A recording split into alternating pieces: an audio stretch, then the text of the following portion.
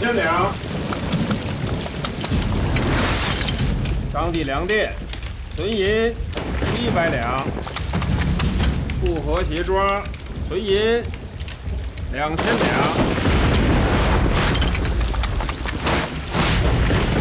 张氏药店，存银1400两。周地石库，存银560两。半月楼，存银7500两。文宝阁，存银200两。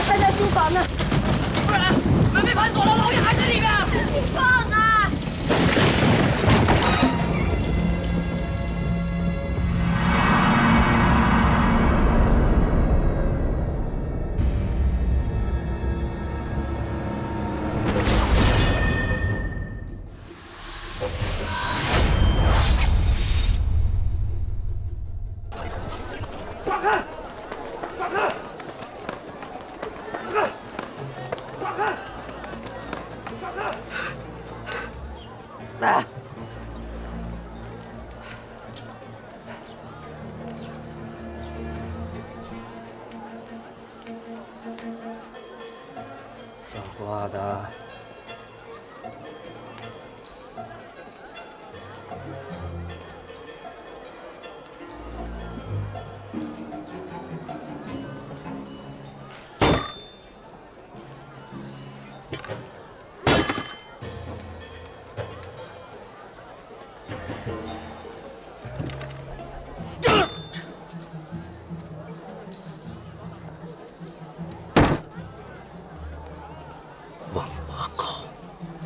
说老子会发财的，可老子一进赌场，把所有的钱都输光了，一道挂根本不灵。我是说你要发财，但没让你去赌坊发财。更何况你中午喝了1斤半有余的烧刀子，耽误了时间，错过了机缘。现在来找我，晚了。少废话！总之，你就是个骗子，大骗子！今天要是不还老子钱的话，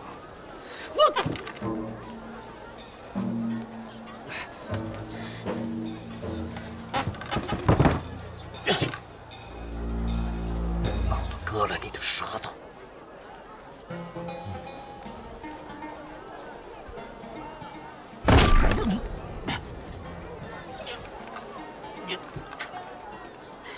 我真是有理说不清，不如这样，我再免费给你测一个字，算算你1炷香之内的命运。如果我算错了，不光把舌头割给你，还双倍赔偿你的损失。真的？当然。好，就让你再给我测一个。测什么字？还钱的钱。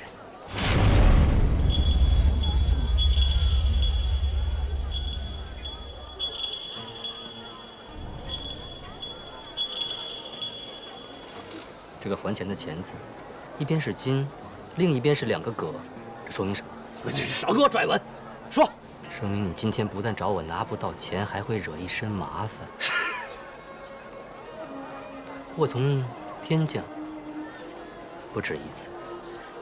好，那我今天就跟你赌一回，1炷香时间，看谁敢惹老子。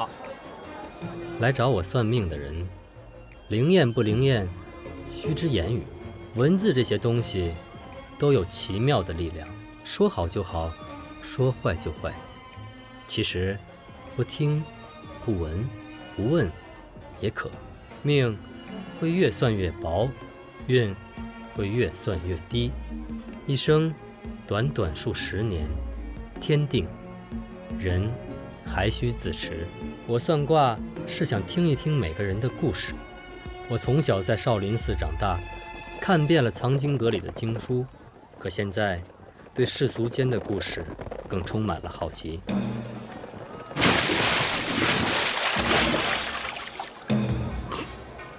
谁他娘的泼的洗脚水？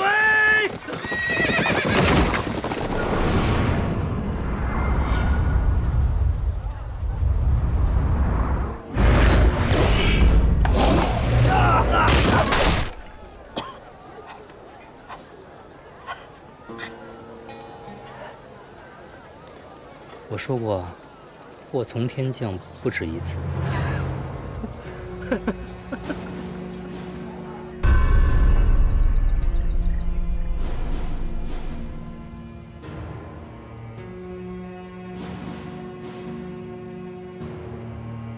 大人，这人身体完全被烧坏，皮肤表面已经碳化，这尸体上没有明显的锐器伤痕。死者是聚义钱庄的掌柜，钱无用，四体无伤，也没有中毒，应该是自焚而死。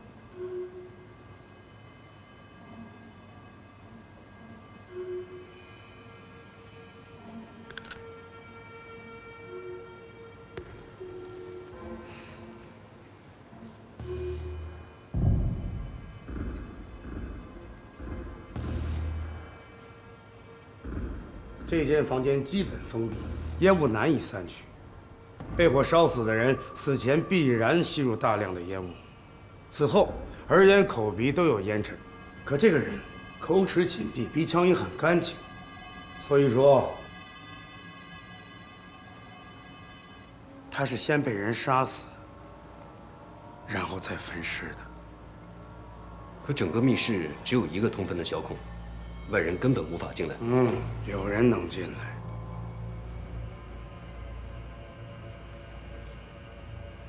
缩骨功，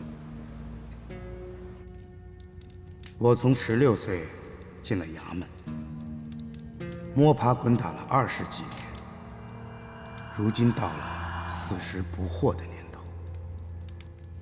不惑是说遇事能明辨不疑。可我身担朝廷重任，自从进了衙门，养成了怀疑一切的习惯。什么惑与不惑，于我而言，就是想得明不明白。想明白了，就好活一些；想不明白，便难活一些。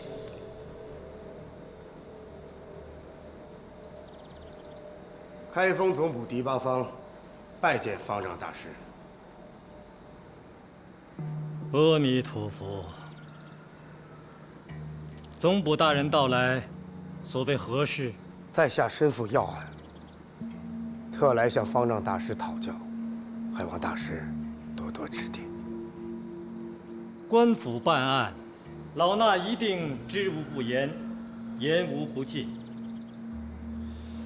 我听说，缩骨功为少林72绝技之一，一向秘不外传，不知是真是假？72绝技是少林至高武学，只传入室弟子，俗家弟子可能修炼？不能。那秘籍可曾被人盗走偷袭呢？绝无可能。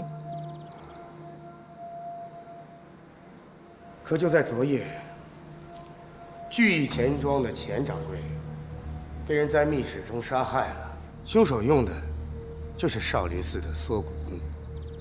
阿弥陀佛，罪过罪过呀！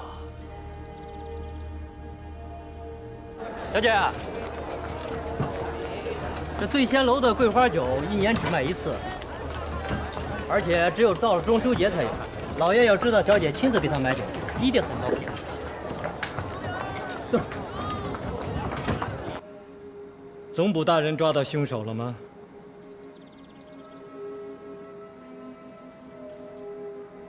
没有。总捕大人可曾见凶手杀人？也没有。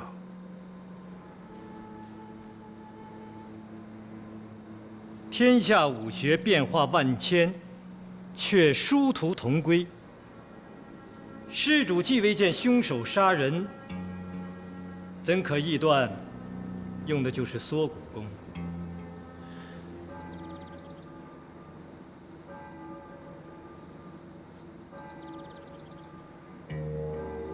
久闻方丈大师智慧超人，我辩不过你。如果案情一日不破，少林寺就脱不了干系。还望大师跟我一起下山调查此事。你这人怎么这么没有礼貌？我师父一再让你，怎么这么跟我师父说话？静心，我知道方丈大师武功天下无人能敌，李某也只是秉公办事。如果大师不肯下山，李某不敢强求，也绝无冒犯之意。阿弥陀佛。老衲不问江湖是非，确实难以从行。但事关少林声誉，定会给施主一个交代。静心，你带总捕大人去见你六师兄，让他帮着查案去吧。是。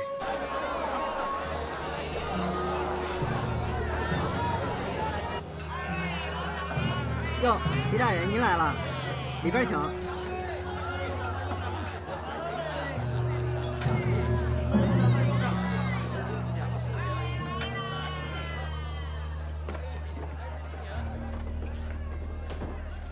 大人，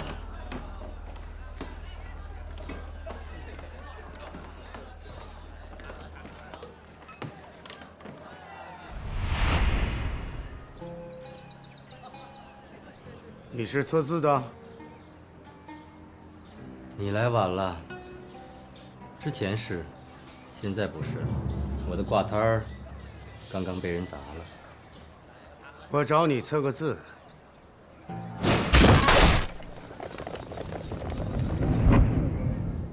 给你测字50两。为何我比别人贵啊？朝廷里遍布虚营，搜刮的银两不知有多少，和你讨50两，已经便宜至极了。你满口竟是大逆不道之话，就不怕我抓你啊？你抓得住我吗？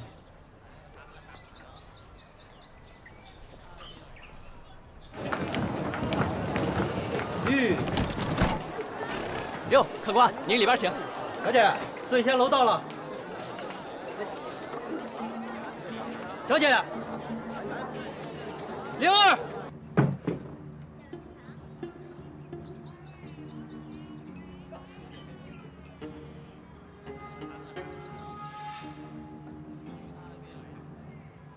我叫狄八方。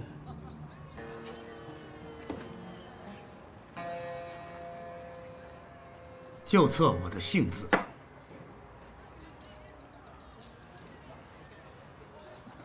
狄捕头。狄捕头是想测运途，还是想测财运呢？我想测测你今天的运程。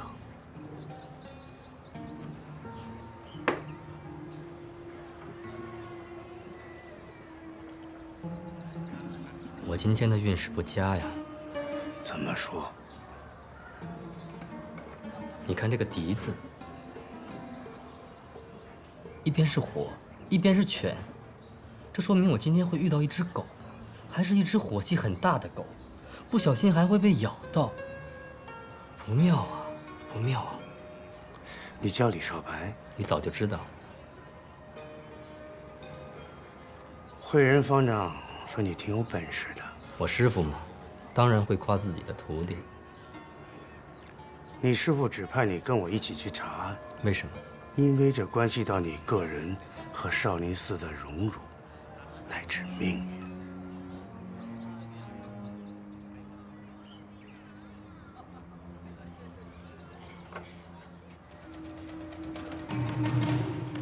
那如果我要是不去呢？这可由不得你。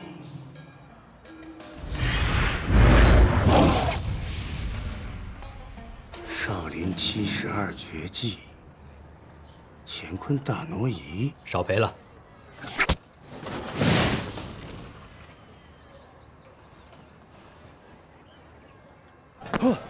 真是只狗啊！来求人还狂吠乱叫的。静心，静心，怎么走了？还没聊完呢。刘师兄，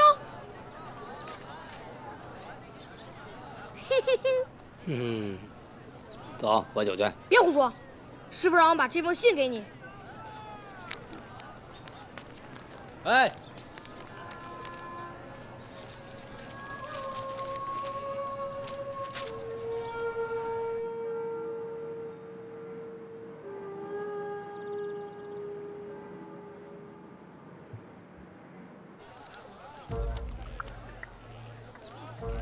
师傅也会要挟人了。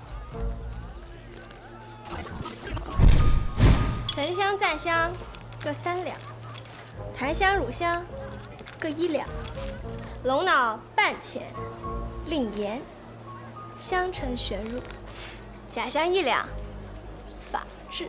姑娘，你这是要我配制花脸夫人牙香吧？你可真是个行家呀！多嘴，再多嘴就灌你7瓶鹤顶红，喝得你7孔流血，一命呜呼。麝香10钱，令盐，香橙旋入。姑娘，好狠的心呢！你这是制香呢，还是制毒呢？哪家坟被掘了，你给溜达出来了？本以为寻香而来，会遇到一代佳人，谁知道是个泼妇。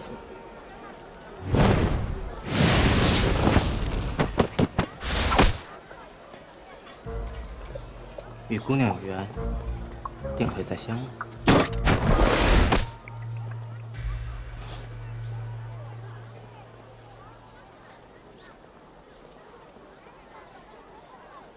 我钱袋呢？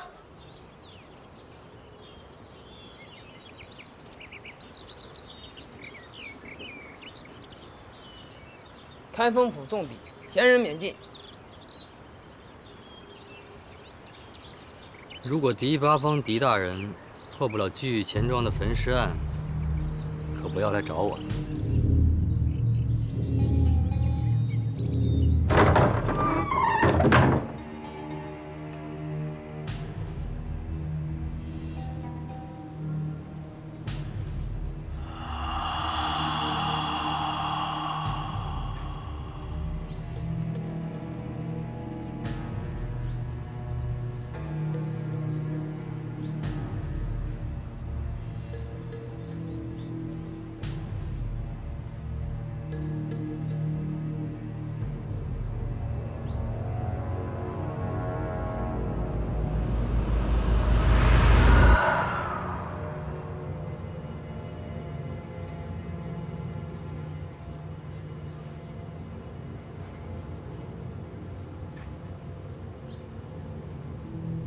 怕了。带路。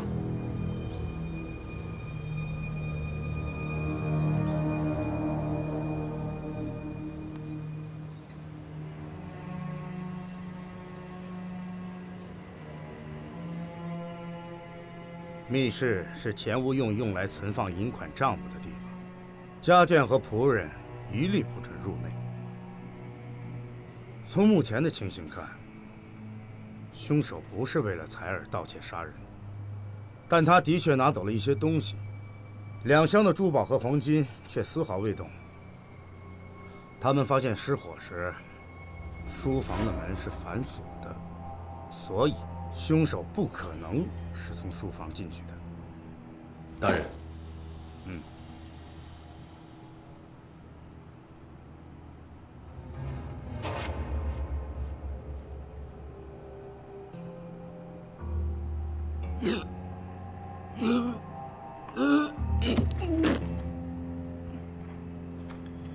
我已经检查过尸体了，表面上没有伤口，可四肢却经脉尽断，受过严重的内伤。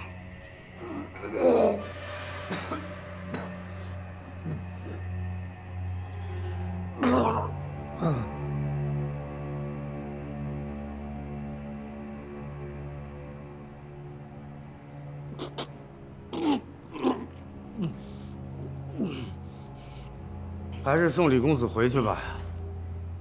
走吧。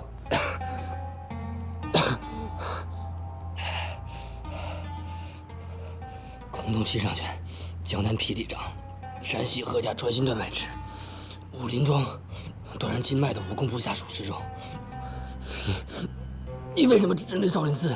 还有少林的大摔背手、罗汉拳、无相截指、拈花指。少林武功的指法和掌法就没有做不到的，为何你一概不提呀？天下武功虽多，可既能以内力断人筋脉，却有缩骨变化，仅少林一派。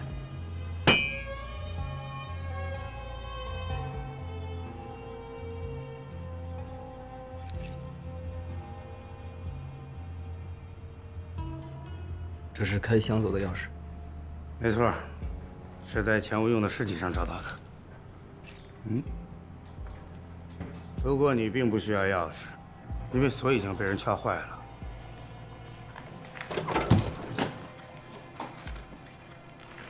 这一箱装的是钱无用的账本，里面记录着聚义钱庄所有出的账目。怪不得别人会杀他，他这么有钱，谁见了都会眼红。钱无用从不和江湖人交往。也没有仇家。凶手若只是图财，肯定把这些珠宝也都拿走了。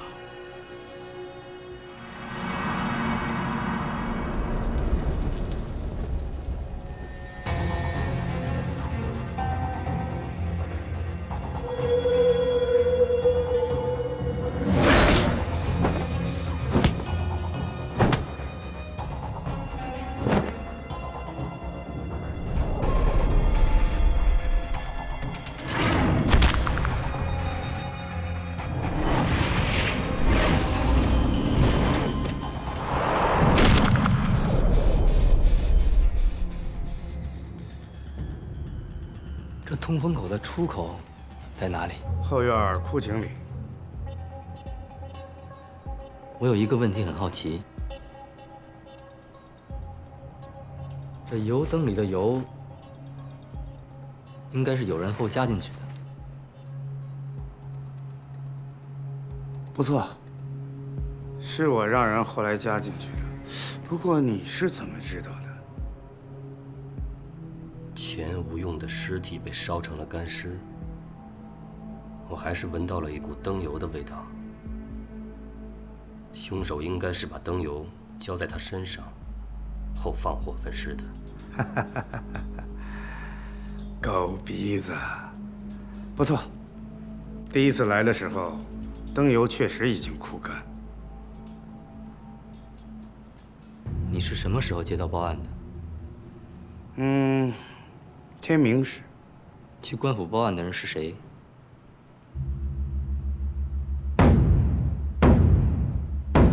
钱府的佣人赵青。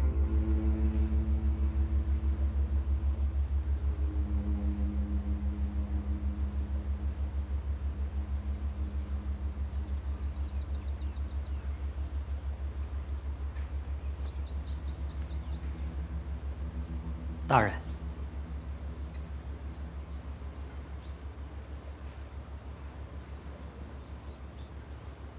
你不像个下人，倒像个书生。小的以前读过几年书，后来家境落寞，到这儿来当下人。这墙上的字画是你们老爷写的？是，字写的不错。你是问案啊，还是论画啊？我差点忘了，是找你来问案的。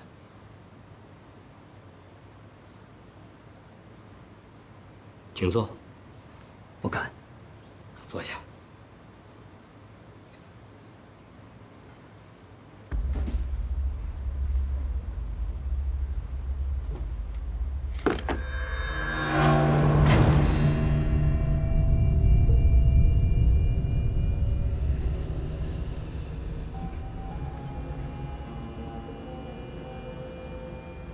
赵青，昨晚是你去官府报的案。是。书房失火是什么时间？是午夜子时。谁先发现的？老爷最近身体不好，夫人让我给他送药。书房的门是从里面反锁的，房门从里面锁，人怎么进得去呢？我在门口叫老爷，可是里面没人说话。后来我和管家撞门而入。你们找到机关，进入密室，发现钱掌柜已经被火烧死了。是。赵青，你来钱府几年了？3年。这3年一直是你伺候钱掌柜？是。钱府所有地方你都很清楚。老爷的书房从来不让外人进入，后来才知道房内有密室。最后一个问题，是谁先找到密室机关的？是。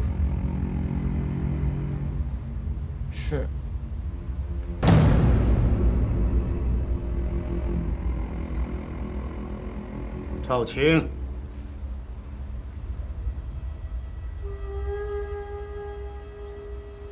是夫人。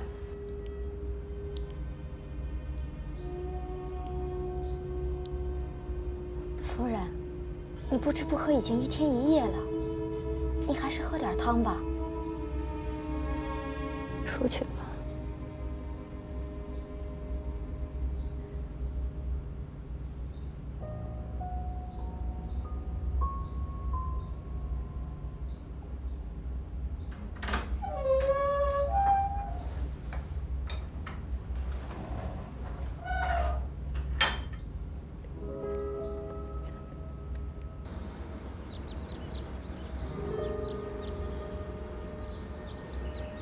你们家夫人好美。老爷原配死得早，夫人是老爷从青楼买回来的，到钱府已经5年了，感情一直很好。都说青楼女子多无义，可是你们夫人和老爷的感情，是一般夫妻比不了的呀。是。你能带我去后院吗？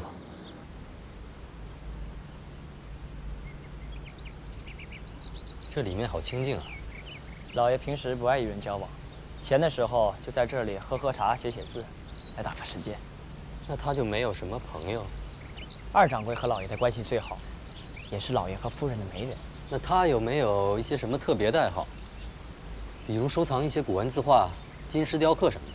老爷只爱钱，但是从来不买一些没用的东西。就在这儿。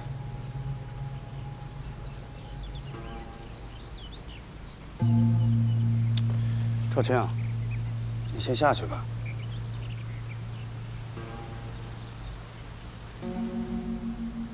这井底就是密室的通风口。恐怕谁也想不到，这枯井下面会有一间密室。你下去看过？啊，那当然。有什么发现？没有。走吧。你就不想下去看看吗？凶手雨夜作案，想必也留下不了什么线索。你把镜子故意摆在他面前，是想扰乱他的心境吗？你猜？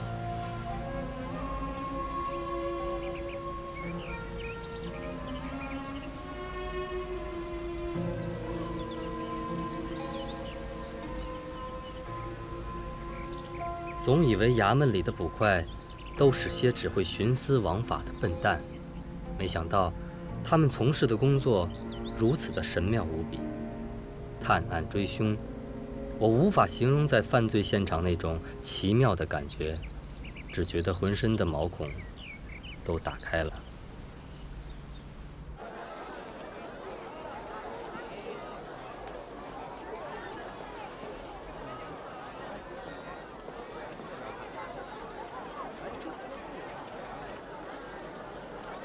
干嘛呀你？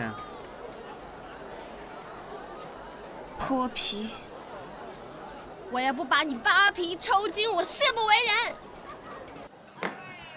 客官，您慢走。小二，给我准备一盆清水，2勺白醋，少许牛奶。您这是？把衣服泡里面。他身上有尸臭，水味儿。狄大人，请。我的鼻子不比常人，对腥臭的东西异常敏感，更何况是跟你在一起。这尸首你也见了，钱府的佣人你也看见了，有什么想法？暂时还没有想好，不过有一个问题，你推断错了。密室通风口宽不到半尺，就算练过缩骨功的人也进不去。你会缩骨功？任何武功都有局限，缩骨功虽然能使骨骼错位、缩小身形，但不能改变人体质量。但有另外一种武功是可以做到的。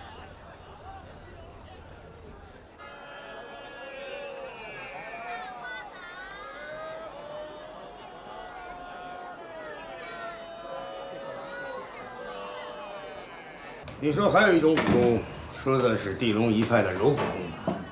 没错，只有地龙一派的柔骨功才能化骨如水，随形而变。他们是一个盗墓家族，做过很多的大案子，我也在找他们。官府找不到他们，即使找到了，也未必抓得到。即使抓到了，也关不住。只能一刀杀了。好一个一刀杀，在你眼里，人命如草芥。钱府里的命案玄机重重，凶手手法残暴，其中必然有怨有恨。像狄八方所说，钱府的密室未曾丢失过任何金银珠宝，我想凶手还会回来。他想找的东西还没有找到，这东西应该是积累恨的根源。请问这儿有一个姓麻的石匠吗？你问的是老麻子吧？应该是吧，就是会在石碑上刻着麻字的人。你弄错了，这人呢不姓麻，就是长了一脸的麻子，大家才叫他老麻子。哦，那您能告诉我他住哪儿吗？往前一拐，门口放着许多石碑的那个。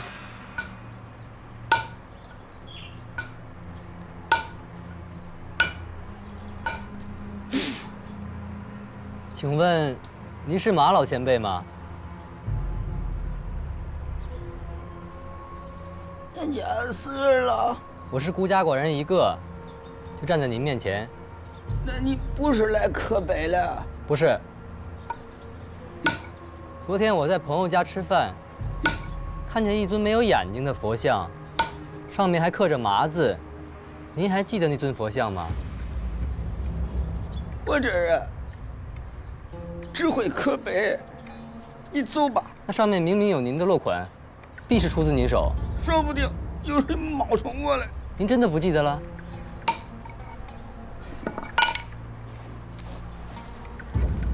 我记得，不知道，走人。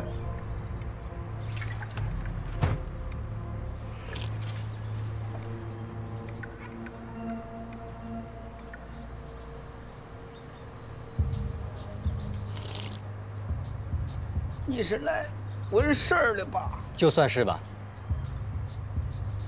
您还记不记得那尊佛像是为谁刻的？哎呦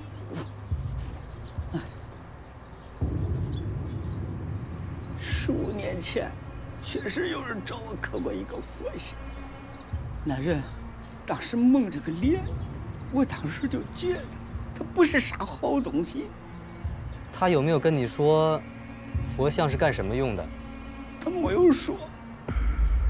可是要了那东西呀，跟别人不一样，因为那佛像啊没颗眼睛，所以我更肯定他不是啥善男信女、拜佛的人，不敢这么做。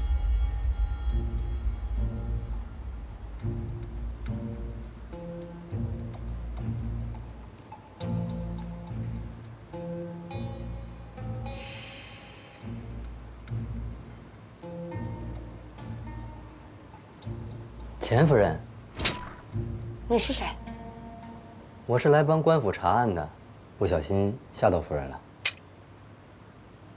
夫人，您身上的味道很特别。这个东西哪儿来的？还记得那尊佛像吗？赵青说过，钱无用并不信佛，也不喜欢雕刻。他怎么会把一尊雕工拙劣的佛像放到密室里？这不是很奇怪吗？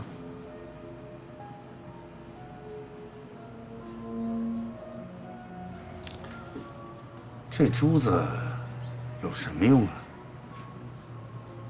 不知道，但是我相信，他和钱翁的死有很大关系。也许凶手要找的就是他。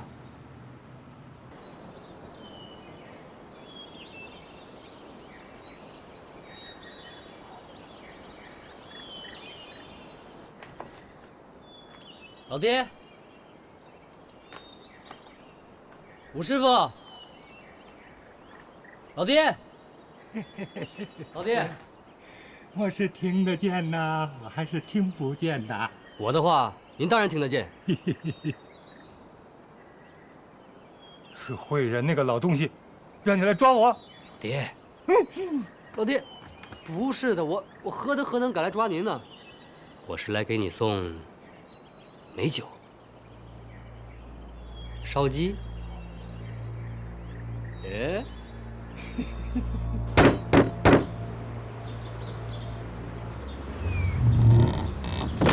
大人，死就死了吧，谁让你去报案的？是夫人。胭脂，去把胭脂给我叫来。是，都没问题。找谁呀？老爹，我现在在查一个案子，事关少林的声誉，有些事情想不通，特来向老爹请教。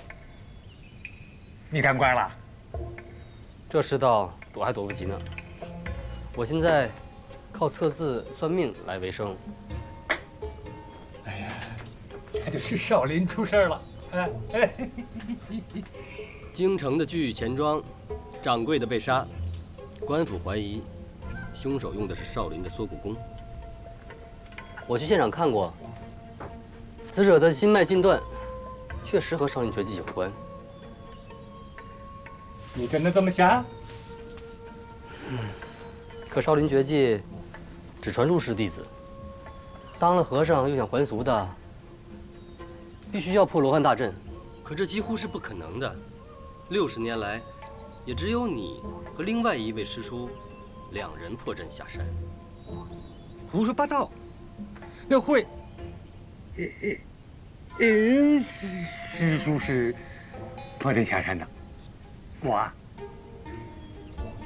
偷跑出来的。那这位慧恩师叔武功在你之上？那要论长相嘛，我比他帅一点点。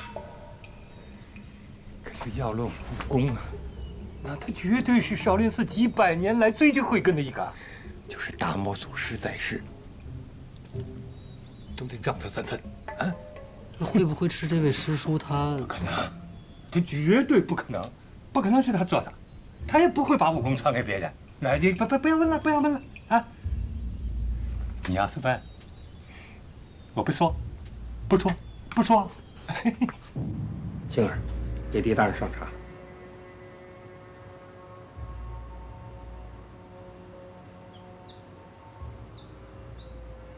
你们俩看起来很亲近嘛。狄大人有所不知啊，青儿是我远房亲戚，因为3年前家中落难，才来投奔我，后来当了大掌柜的佣人。这么说，你已经知道钱无用死了。哎，我刚知道，所以我准备关了店门，去他们家看看他。钱无用在死之前有没有和别人结怨啊？我们是做生意的，不问外边的事，更不敢得罪什么人。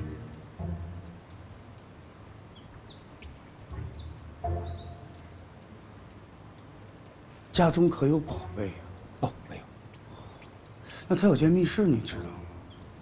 这我知道，那是存放库银和往来银票的地方，不过我从来没进去过。银票有多少？加上昨天的流水，应该有80万两。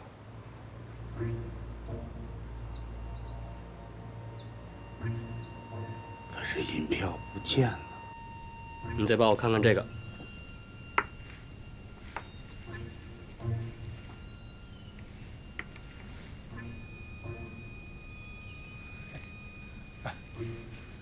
这是墨龙的手笔，拿啊！墨龙呢？墨龙呢？墨龙，你不知道？我告诉你，我告诉你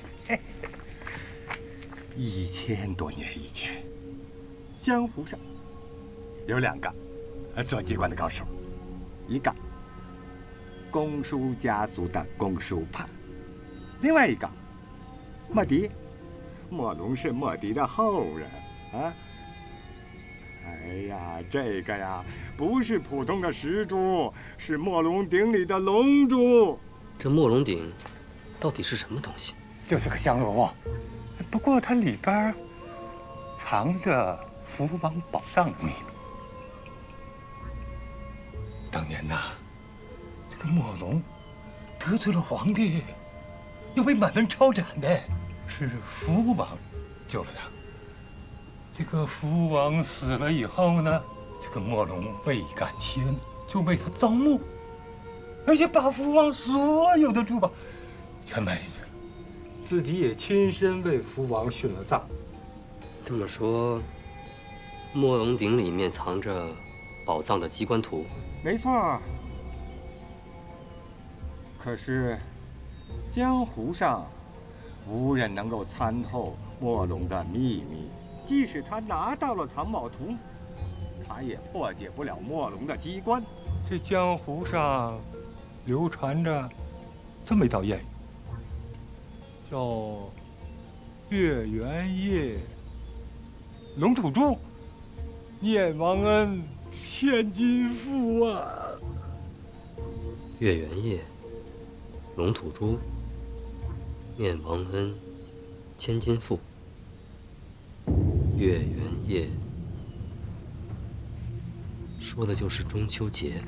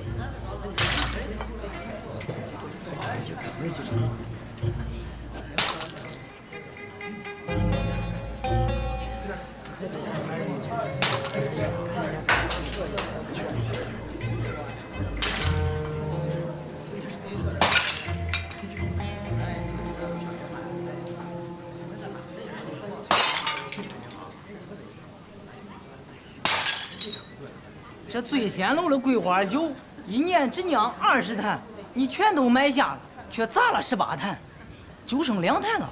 你也不喝，你也不卖，那我问问你，叫我喝啥？卖，每坛5000两。5000两？你他娘的这是坐地起价！哎！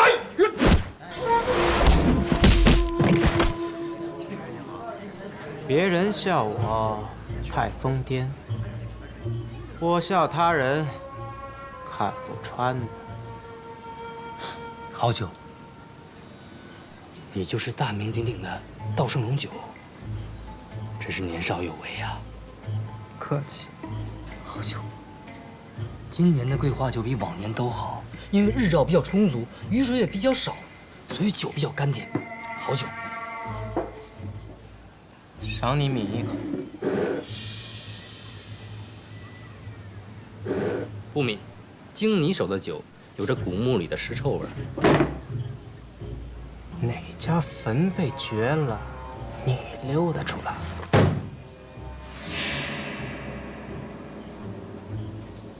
学的可真快。不服？这是1万两银票，最后2坛酒是我的。聚义钱庄是京城第4大钱庄，每年流动的银资有上千万两。钱庄所有的银票都是我们自己印刷的，而且会定期改版。为了防止伪造，我们每收回一张数额较大的银票时，大掌柜就会在上面做上标记，放入密室，月底销毁。就是说，密室丢失的银票都是兑换过的。大掌柜也做过标记。没错。那标记是什么？是大掌柜的职业。不，姑娘，这银票是哪儿来的？反正不是偷来的。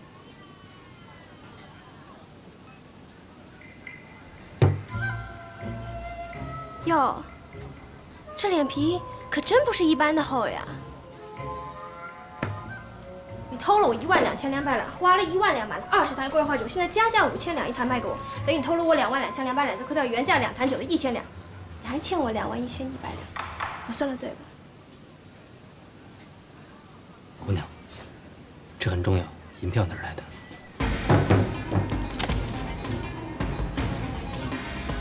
我还有事，后会有期。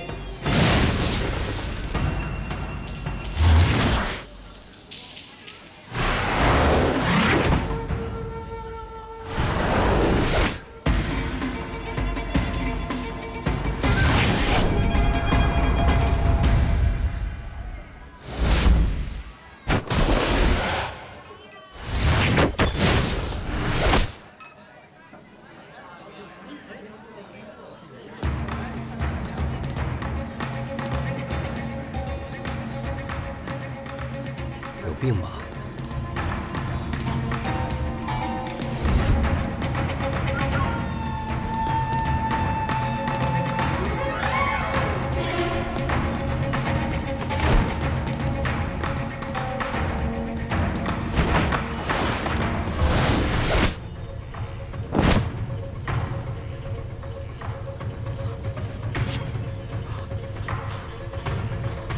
钱也给你了，酒也没喝到，追我干嘛呀？一龙一派龙酒，龙大侠，抓回衙门，赏金5000两。赏金？抓到我再说。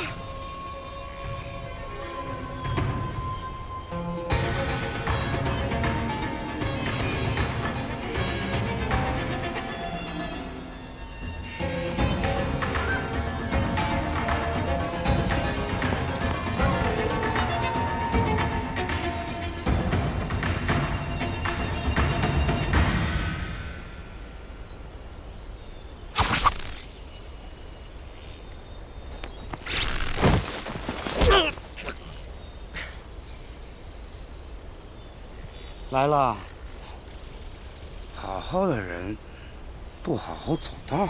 地龙一派龙酒，抓回衙门，赏银5000两。哎，不值这么多钱。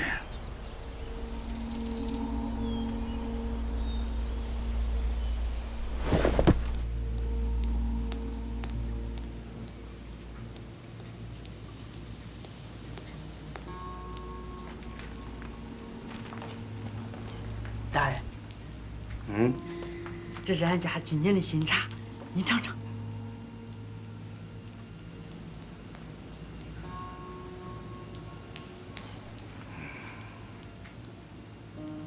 晚操点。区区一个开封的小铺，好大的官位啊！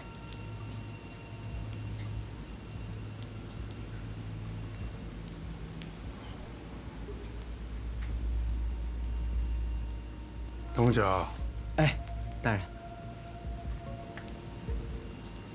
你身上这8万多两银票，哪儿来的呀？大人，这真不是我的，都是您的。他其实自己只有8万两银票，偷了我12200两，花了1000两买了20坛桂花酒，身上只剩下了8万2200两了。哦，这么回事儿啊！8万两，80万两。看看这是丢失的银票吗？没错，是大掌柜的旨意。那其他丢失银票也找回来了？暂时还没有，不过凶手已经抓到了。是谁呀？是一个叫龙九的小贼和一个叫赵灵儿的帮凶。赵灵儿。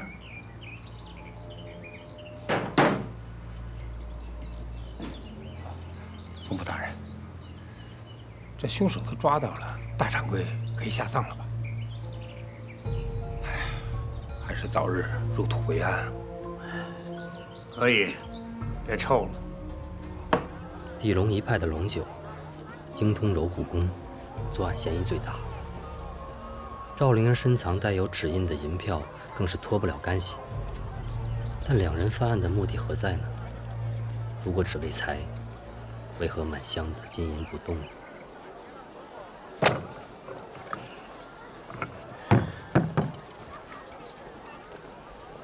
你有心事啊？我只是觉得很不舒服。赵六和钱无用表面上是兄弟，却常年受钱无用压制，心里积怨已久。现在二掌柜当上了大掌柜，他表面悲伤，却实难掩饰心中的喜悦。人性虚伪，这都是难免的。面子上的事情总要顾及一些的。面子是顾到了，可马脚也露了。他在倒茶和拿银票的时候，一直用袖口遮挡自己的手，但是我还是看见那双手的肤质粗糙，关节突出，掌心结满了黑色的老茧。这是练过铁砂掌的人最显著的特征。当我跟他说凶手是龙九，帮凶是赵灵儿的时候，他没有问龙九，反而对籍籍无名的赵灵儿很感兴趣。这说明他是知道龙九的，他是江湖中人。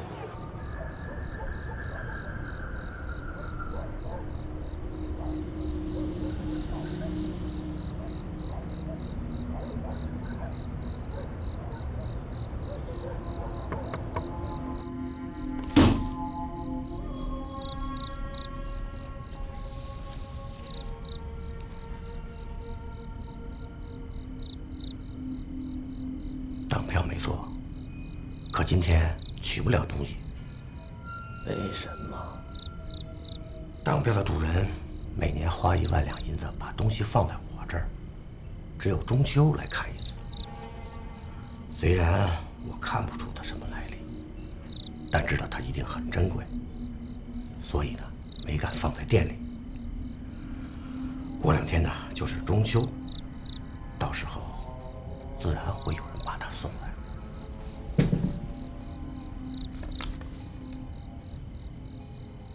终究我会来，不要和我耍花样。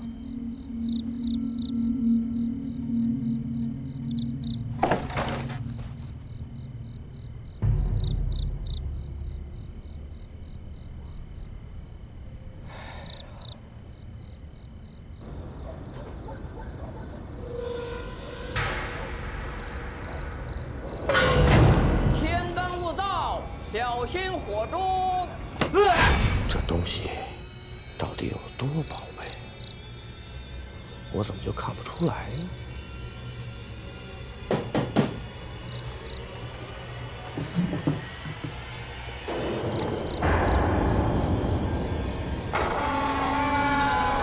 这么快就？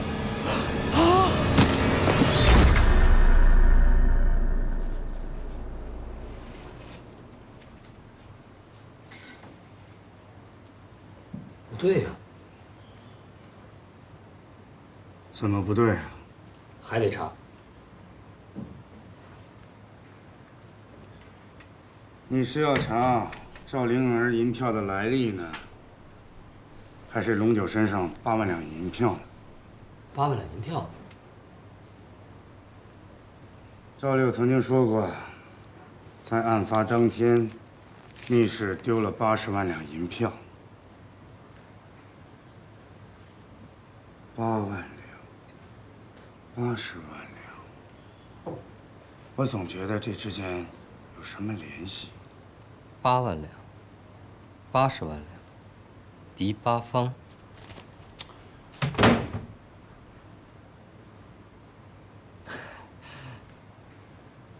我还得见见他们。赵灵儿身上肯定还有线索。这个赵灵儿倒是挺会算账的。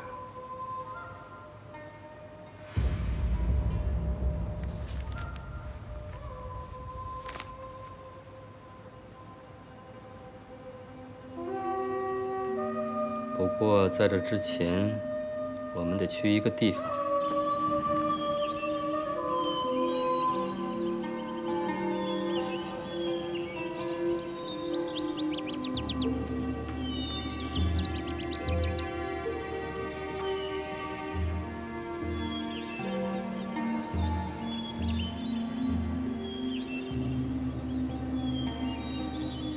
公子是求佛还是祭祀？祭祀。生前有万金，死后全归土。国人多祭祀，死者才安然。一念之差，佛魔之前。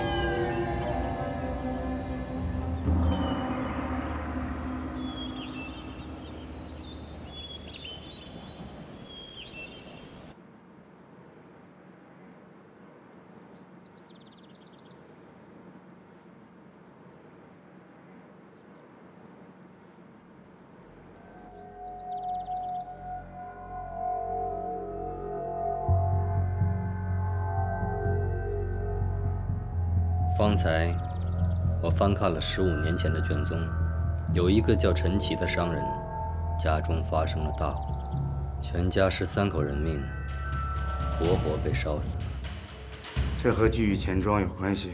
可蹊跷的是，陈奇就是聚义钱庄的前主人，也是赵六和钱无用2人的结义大哥。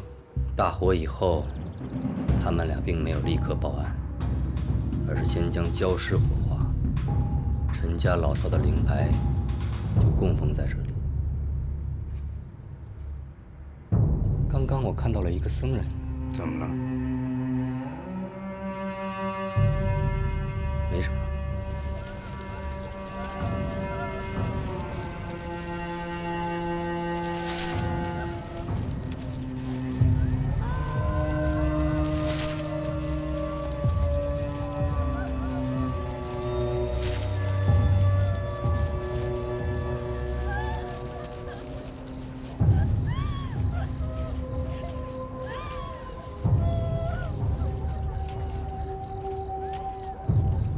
看来赵六他们已经觉得相安无事了。他相不相信我不知道，但我知道我们已经陷入僵局，无从入手了。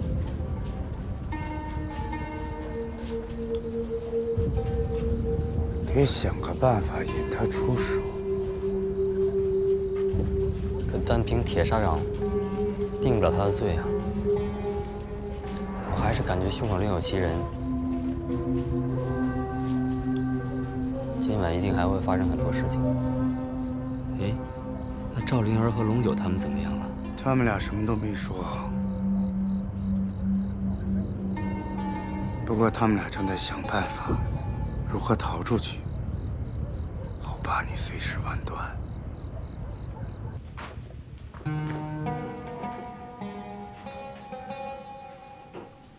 出来，不出来？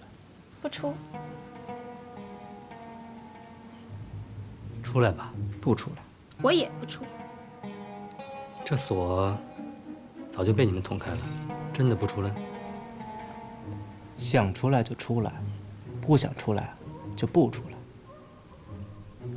一样。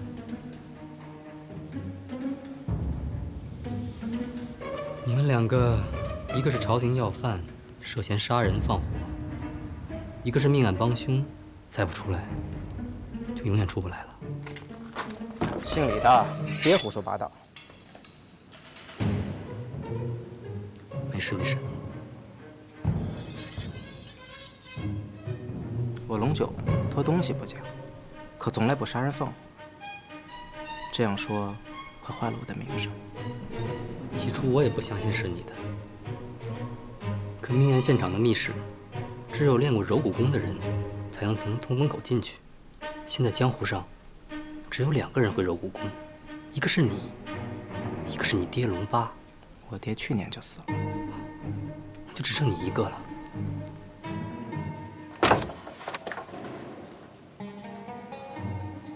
你是杀人凶手？不是。是。是不是？不是。1万两银票哪儿来的？他。要不是他偷了我给爹爹买酒的钱，我能把周氏当去天河荡吗？天河荡。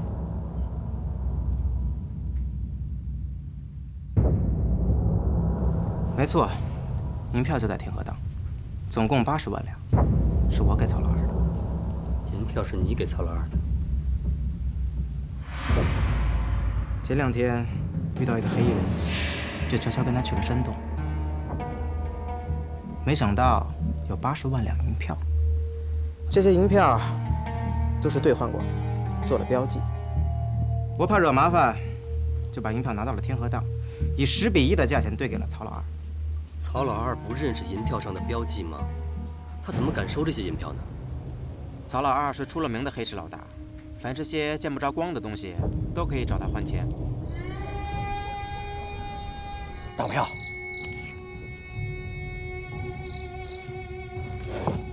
验完东西赶快走人，以后不要再来找我。龙珠在哪儿？你这种人我见多了，别以为我看不出来，你根本不是货主。那人把东西给我时候就这样。你可以走了。曹老二，曹老二。奇怪，晚上生意这么好，不应该睡觉。不对吧？让开！曹老二，曹老二。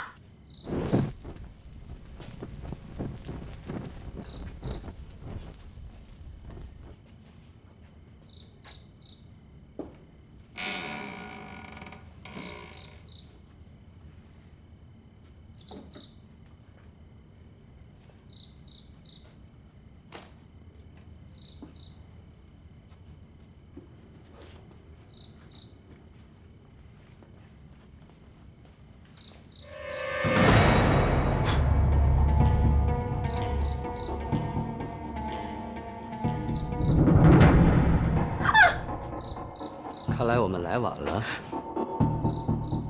刚死不久，身体还是热的。看看他的手腕，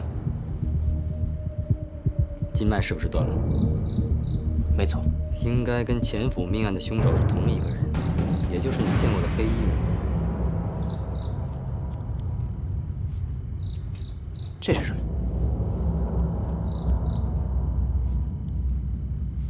这上面有字。请火。请火，也就是举着火把的意思。和这种恐怖的夜叉牌在一起，代表了人的愤怒、痛苦极深。曹老二退隐江湖之前，是偷界的高手。这个夜叉牌，可能是他从凶手身上拿的。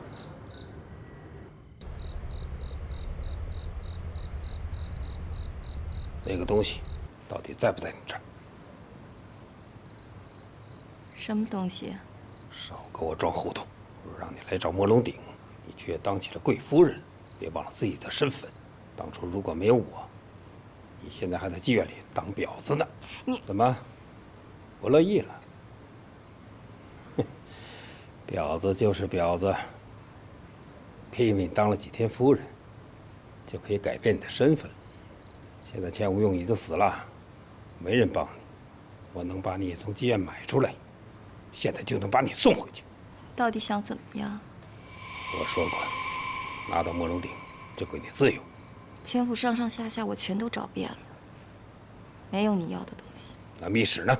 我听说是你第一个进去打开的机关，是不是以前也进去过？没有。失火那天，我第一次进书房，偶然打开机关的。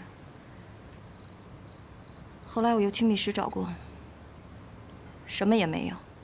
你说什么？叶芷，我那么相信你，你可不能背叛我呀！你给我听好了，那个东西如果在你这儿，你马上给我；如果不在，就跟我去找，找到为止。听到了吗？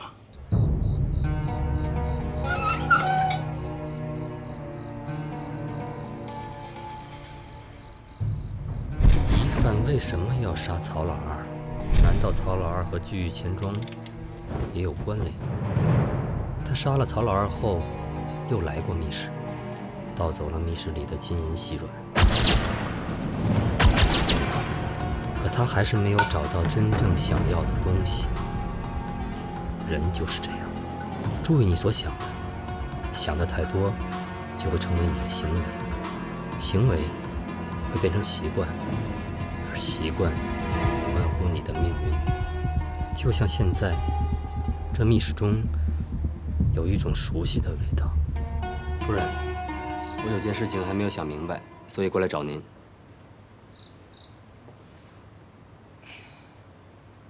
谁让你进来的？门是开着的。出去。哦。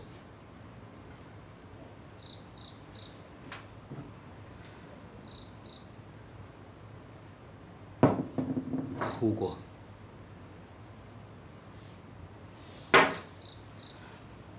关你什么事儿？出去！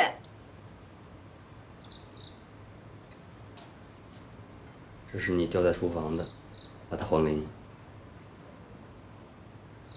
我帮你捡。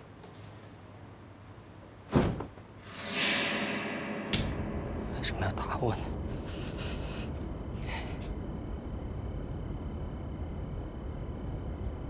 欺负女人。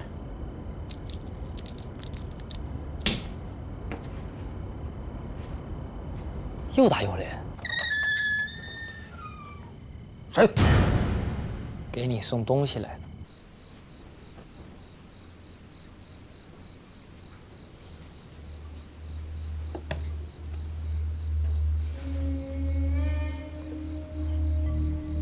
莫龙鼎，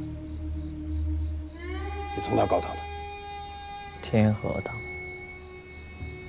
怪不得，我找了他15年了，原来他搁在当铺了。可是这里少了一样东西。少的龙珠。不是在你这儿吗？你什么人？赵叔叔，这么快就把我给忘了？大人，这边请。大人在里边。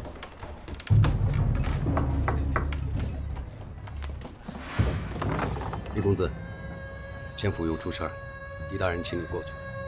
怎么了？赵六死了。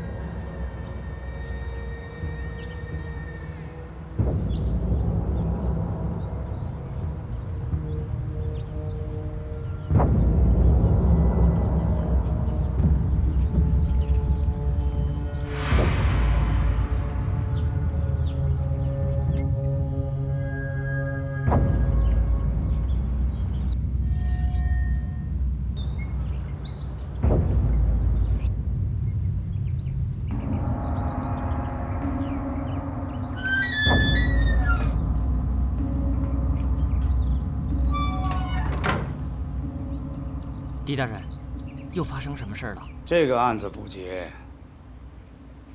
你们钱掌柜就死得不会安心。凶手不是已经抓住了吗？你是说龙九吗？他只是个替罪羊，真正的凶手还在这儿。你说什么？钱夫人，李少白，你昨晚睡得好吗？你放肆！在揭开谜底之前，我要告诉几位一件事情。就在昨晚，你们老爷下葬之后，天河当的曹掌柜和你们老爷的好友赵六也被人杀了。赵六死了。更让人吃惊的是，赵六是被这把匕首杀的。确切的说，这是一把短剑。我说的对吗，燕知府？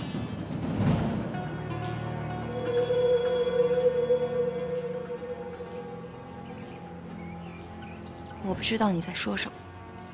其实从第一次见到你，我就知道你是一个练过武功的人。那晚在书房碰到你，我想你应该是在找什么东西。密室失火是你先找到机关的，但是你并没有进去，是赵庆和管家进去救火的。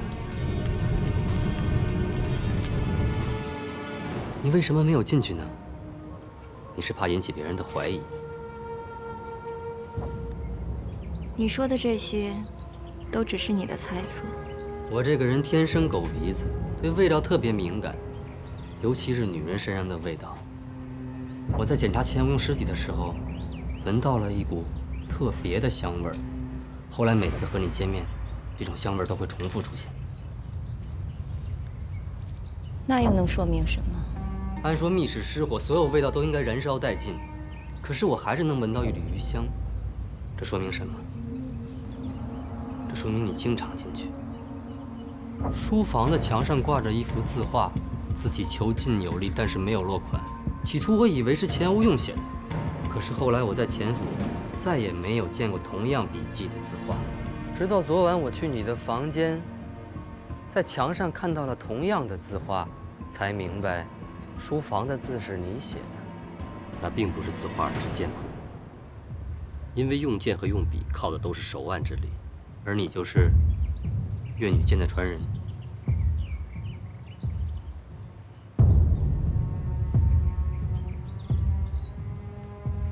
不错，你猜的都对。我进入青楼只是个幌子，是为了有机会接近钱无用；而我进入钱府是为了完成使命，找一件东西。可我没有杀赵六，尽管我一直恨他。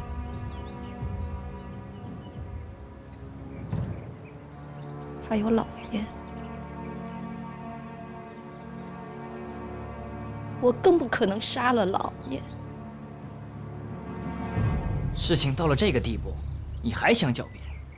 亏老爷对你那么好，你竟然下手杀他！又没说胭脂姑娘是杀人凶手，你怎么就急不可待了呢？而你，才是这3宗命案的凶手。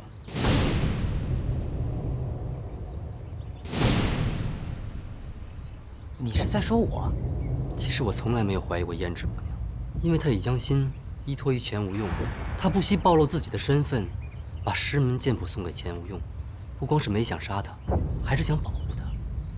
而你，从一开始就告诉我们，胭脂姑娘是从青楼来的，就是想把我们的目光转到她的身上。可我为什么要诬陷她？2点：第一，你知道胭脂姑娘是赵六派来的，而且出身青楼，更容易引起我们的怀疑。第二，你发现她也是冲着宝藏来的，而且也会武功，但是你之前不能杀她，是怕惊动了钱无用。那晚他进入密室，被钱无用撞见了。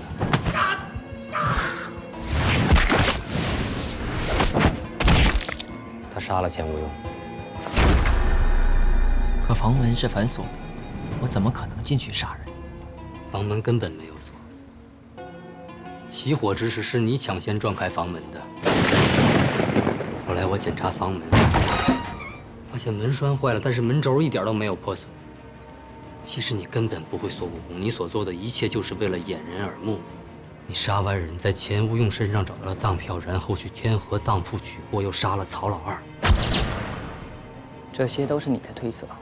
你说莫龙鼎有宝藏，钱无用为什么会把这么重要的东西放在当铺？曹老二不认得他吗？这就是钱无用比你们所有人都聪明的一点。你胭脂姑娘赵六，哪一个不是奔着莫龙鼎来的？他放在家里藏得住吗？当然，他也不想让曹老二知道，所以每次去当铺都假扮成黑衣人。而你经常跟踪钱无用，自然知道曹老二只认当票不认人。当票，我问你龙珠在哪儿？就算我拿到了莫龙鼎，可我为什么要杀曹老二？给自己找麻烦吗？你是不想给自己找麻烦的，但是你发现鼎里面少了一样东西，怀疑被曹老二藏了起来。我想你后来杀赵六也是这个原因吧？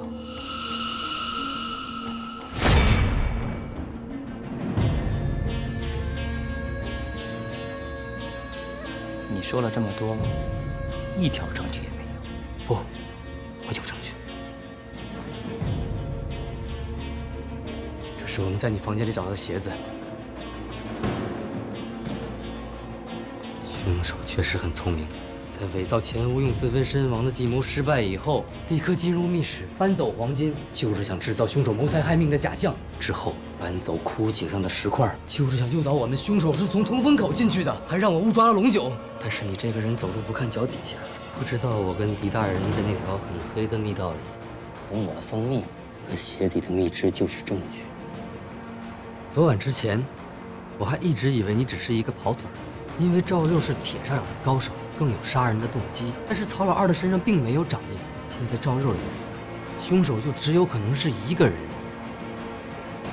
你偷走越女剑，还在赵六的尸体上补了一件，就是想嫁祸给胭脂姑娘。我说的对吗？陈奎，陈公子。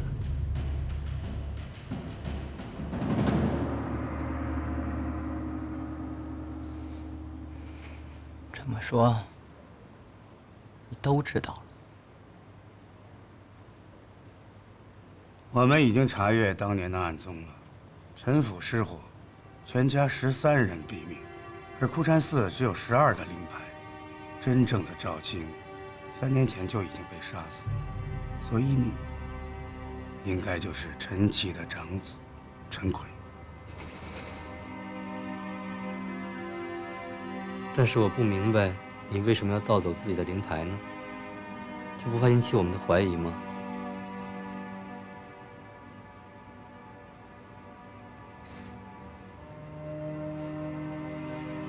因为我愧对我父母，我不配做他们的儿子。15年前，我爹得到墨龙鼎，本想和他们一起去寻宝，可他们却忘恩负义，先是毒死我爹，然后放火烧死我们，所有人都没法出去，被火活活的烧死。那年我才8岁。等我醒来的时候，看到我的师傅，他告诉我，我才知道，我的家人们都没了。为了找到墨龙鼎，我在前府当下人当了3年，每天面对我的仇人，我不能杀他们，我还要做牛做马的伺候他们。我对得起我爹吗？对得起我死去的亲人吗？这张脸是赵青的脸，你想看看我真正的面容吗？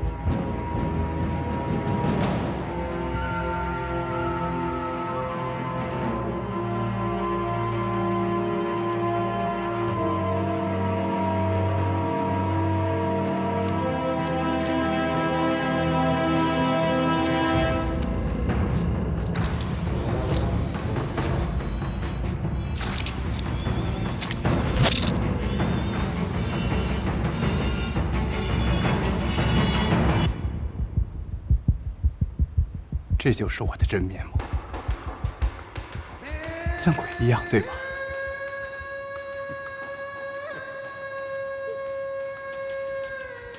而这一切全是因为墨龙鼎，因为钱无用和赵六。你说我该不该杀他们？可是你杀了人，官府一定要抓你。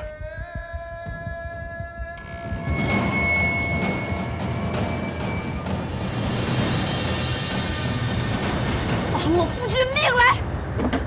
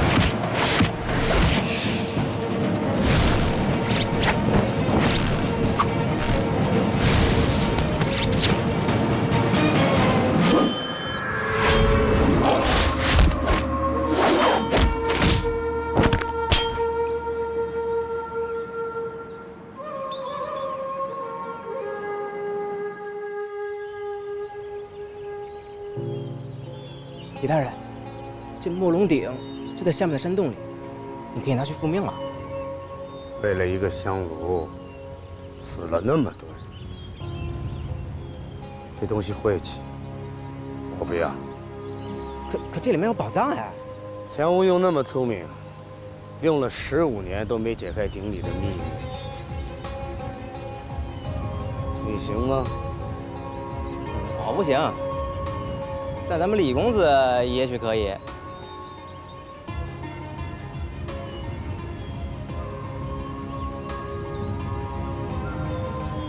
哎，狄大人，说完我回去有5000来赏钱。别让我再看见。哎，找到宝藏咱们28分如何呀？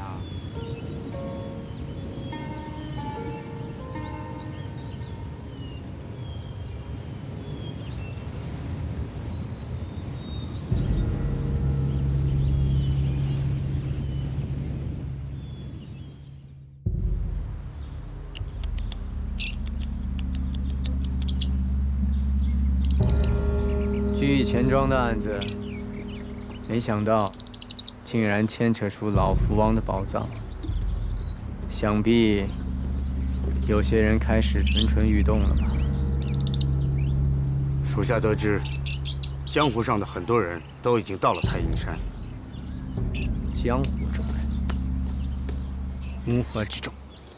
我们要提防的不只是他们。那个墨龙鼎，就这么样的让那些外人拿走了？属下办事不力。拿就拿吧，拿了，我们也倒也干净。不过，就是得有劳您再跑一趟。那是要拿他做诱饵。不到万不得已，不要太张扬。属下明白。记住，以后见我不要穿官服。是。这个东西透着，吸气。个个贪财好色，尽失人身之洁净，日日但酒食肉，无非是种地狱之深根。阿弥陀佛。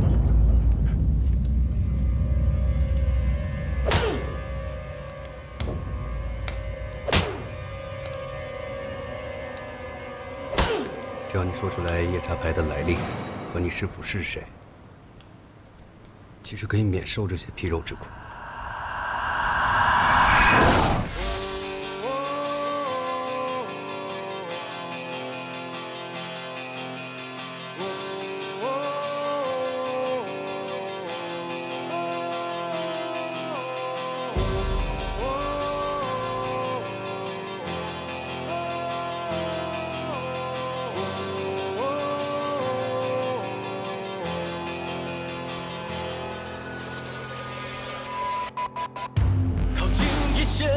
接近一点，问你为何流泪？留恋的夜，漫长的枕边，已无解。逃离一些，远离一点，问我为何不归？虚有的罪，惨烈的火焰，不断在蔓延，抵制残忍的世界，冷酷无情的世界。毁了这个世界，这个世界改造这个世界，不必眷恋全新的世界，穿越的世界，疯狂的世界，华丽的世界，你要的世界，我爱的世界，重建的世界，完美的世界。靠近一些，接近一点，问你有蔓延，抵制残忍。